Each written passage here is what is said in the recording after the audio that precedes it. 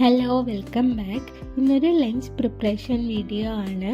നെയ്ച്ചോറും അതിൻ്റെ കൂടെ അടിപൊളി ടേസ്റ്റ് ആയിട്ടുള്ള കാടക്കോഴി മസാലയാണ്. ഒരു വെറൈറ്റി ടേസ്റ്റ് ആയിട്ടുള്ള കാടക്കോഴി മസാലയാണ്. അപ്പോൾ വീഡിയോ മുഴുവനായിട്ട് കാണുക. കണ്ടിഷ്ടപ്പെട്ടാൽ ലൈക്ക് ചെയ്യുക, കമൻറ്റ് ചെയ്യുക, സബ്സ്ക്രൈബ് ചെയ്തിട്ടില്ലെങ്കിൽ സബ്സ്ക്രൈബ് ചെയ്ത് സപ്പോർട്ട് ചെയ്യുക.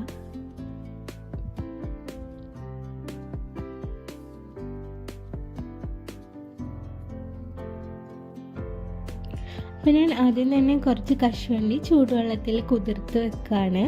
ഇനി കാടക്കോഴിനെ ഒന്ന് മാഗ്നേറ്റ് ചെയ്തെടുക്കണം. അതിനായിട്ട് കുറച്ച് ചതച്ച മുളകും മഞ്ഞൾപ്പൊടിയും ഗരം മസാലപ്പൊടിയും വലിയ ജീരകം പൊടിച്ചതും പകുതി ചെറുനാരങ്ങയുടെ നീരും കൂടെ മിക്സ് ചെയ്ത് വെക്കുകയാണ്.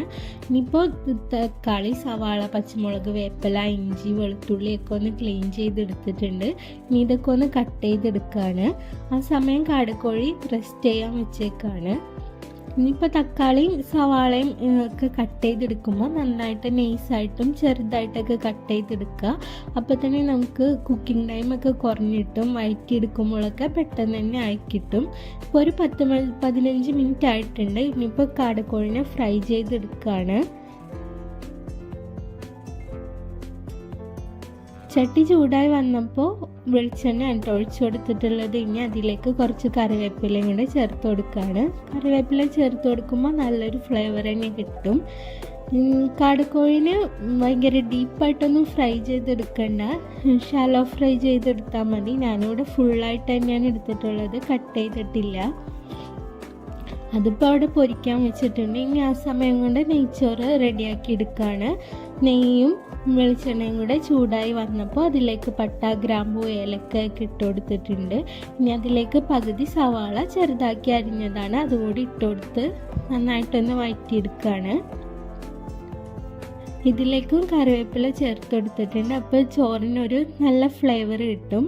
അപ്പോൾ അതാ കാടക്കോഴി ഒന്ന് ഫ്രൈ ആയി വന്നിട്ടുണ്ട്. ഈ ഒരു രീതിയിൽ ഫ്രൈ ആയി വന്നാൽ മതി.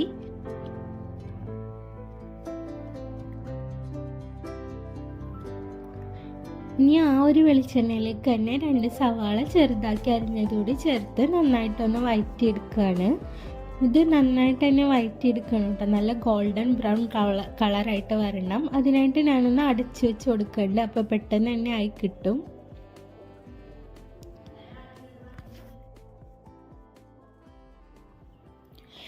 അപ്പോഴേക്കും ഞാൻ നെയ്ച്ചോറിനുള്ള വെള്ളം ഇവിടെ തിളച്ച് റെഡിയായി വന്നിട്ടുണ്ട്. അതിലേക്ക് പകുതി ചെറുനാരങ്ങയുടെ നീര് പിഴിഞ്ഞൊഴിച്ച് കൊടുക്കുകയാണ്. ഇങ്ങനെ ഒഴിച്ചു കൊടുക്കുമ്പോൾ ചോറ് ഒട്ടാതെ നല്ല വിട്ട് കിട്ടും. ഇതിപ്പോൾ ജീരകശാല റൈസാണ് എടുത്തിട്ടുള്ളത്. അപ്പോൾ 1 കപ്പ് അരിക്ക് 2 കപ്പ് വെള്ളം എന്നുള്ള അളവിലാണ് വെച്ച് കൊടുത്തിട്ടുള്ളത്. ഇനിയിപ്പോൾ ഇതാ സവാള നന്നായിട്ട് വഴണ്ടി വന്നിട്ടുണ്ട്. അതിലേക്ക് ഇഞ്ചി, പച്ചമുളക്, വെളുത്തുള്ളി, കറിവേപ്പില ചതച്ചത് ഇട്ട് കൊടുക്കുകയാണ്. ഇതൊന്ന് നന്നായി വഴണ്ടി വന്നപ്പോൾ പൊടികൾ ചേർത്ത് കൊടുക്കുകയാണ്. 1 ടേബിൾ സ്പൂൺ മുളക് പൊടി, 1.5 ടേബിൾ സ്പൂൺ മല്ലിപ്പൊടി, 1/2 ടീസ്പൂൺ പെരിഞ്ജീരകം പൊടിച്ചത്, 1/2 ടീസ്പൂൺ മഞ്ഞൾപ്പൊടി, 1 ടേബിൾ സ്പൂൺ ഗരം മസാല പൊടിയും കൂടെ ചേർത്ത് കൊടുക്കുന്നുണ്ട്.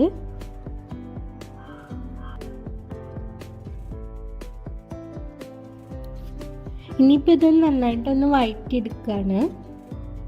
അതിലേക്ക് 2 തക്കാളി ചെറുതാക്കി അരിഞ്ഞതും കൂടി ചേർത്ത് കൊടുക്കുന്നുണ്ട്.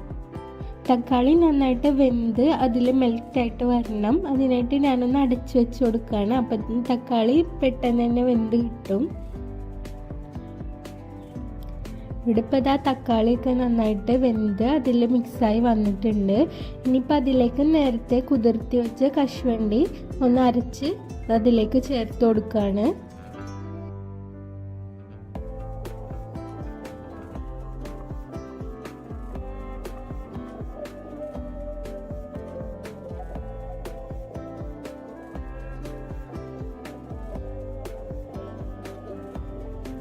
കശുവണ്ടി പേസ്റ്റ് നന്നായിട്ടൊന്ന് മിക്സ് ചെയ്തെടുത്തതിന് ശേഷം ആ ഒരു ജാറിൽ തന്നെ കുറച്ച് വെള്ളം അതിലേക്ക് ചേർത്ത് കൊടുത്തിട്ടുണ്ട്. കാടക്കോഴി വേവാൻ ആവശ്യത്തിനായിട്ടുള്ള വെള്ളം ഒഴിച്ച് കൊടുക്കുക. എന്നാൽ ഒരുപാട് വെള്ളം ഒഴിച്ച് ലൂസാക്കുകയും വേണ്ട.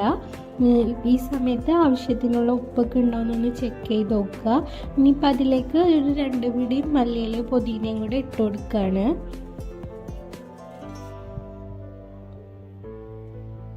ഇനി നന്നായിട്ടൊന്ന് മിക്സ് ചെയ്ത് ഒന്ന് തിളച്ച് വരുമ്പോൾ അതിലേക്ക് ഫ്രൈ ചെയ്ത് വെച്ച കാടക്കോഴികളോട് ചേർത്ത് കൊടുത്തിട്ടുണ്ട്.